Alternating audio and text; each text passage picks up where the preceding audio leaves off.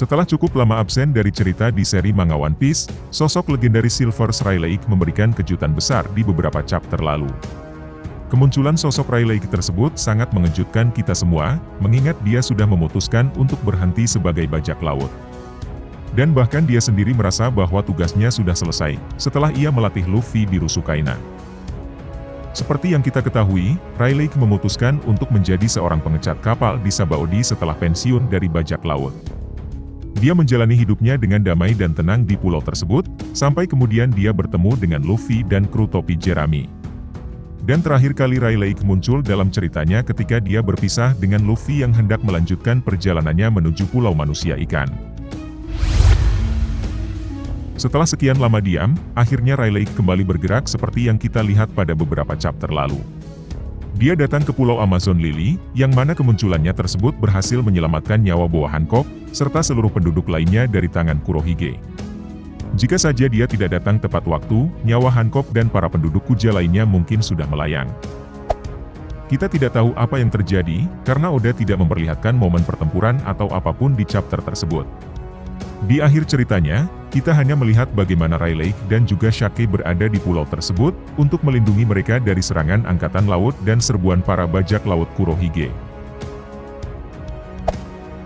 Nah, berbicara mengenai Rayleigh, ada teori yang mengatakan bahwa Rayleigh merupakan mantan ahli pedang terbaik di dunia, di mana ia merupakan sosok yang memang sangat kuat dalam hal berpedang. Dan teori lainnya menyebutkan bahwa Shanks dahulu sempat dilatih oleh Rayleigh dalam hal berpedang dan juga haki. Bahkan bukan hanya Shanks saja, Mihawk pun dispekulasikan merupakan mantan murid dari Rayleigh.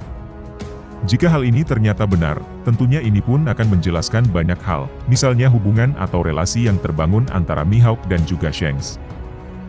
Seperti yang sudah kita ketahui bahwa Shanks dan Mihawk adalah rival abadi, pertarungan mereka yang sampai menggetarkan Grand Line, tentunya membuktikan seberapa kuat mereka. Mihawk akan terus mencari keberadaan Shanks untuk bertarung, dan menentukan siapa pemenang di antara mereka.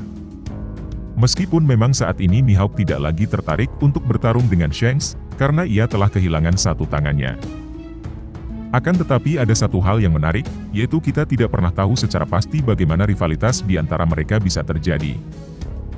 Dengan teori bahwa Mihawk dan Shanks pernah menjadi murid dari mentor yang sama, maka koneksi di antara mereka bisa dirasa masuk akal.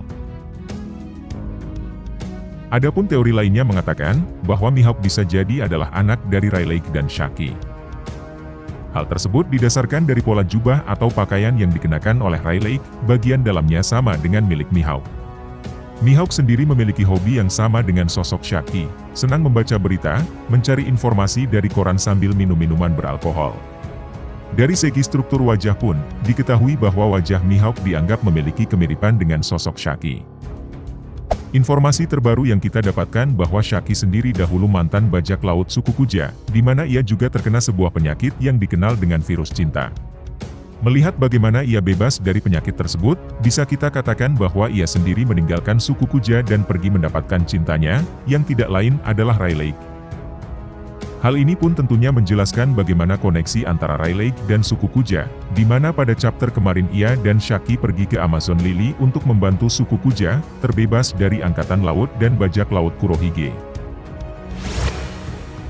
Jika kemudian benar bahwa Mihawk adalah anak dari Rayleigh, maka wajar jika kemudian Rayleigh mengajari anaknya berbagai teknik atau ilmu berpedang, yang mana berkat latihannya sejak kecil, Mihawk pun akhirnya menjadi ahli pedang terbaik di dunia.